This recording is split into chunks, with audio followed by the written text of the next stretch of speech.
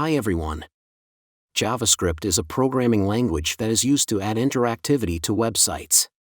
It is used to create dynamic and engaging content, such as videos, animations, and games. However, JavaScript can also be used for malicious purposes, such as tracking users or injecting malware. In this video, you will learn how to enable or disable JavaScript in Google Chrome. Select Settings from the drop-down menu.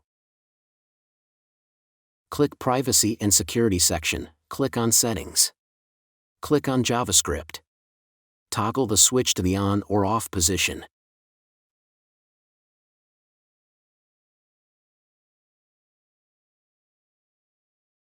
You can also enable or disable JavaScript for specific websites.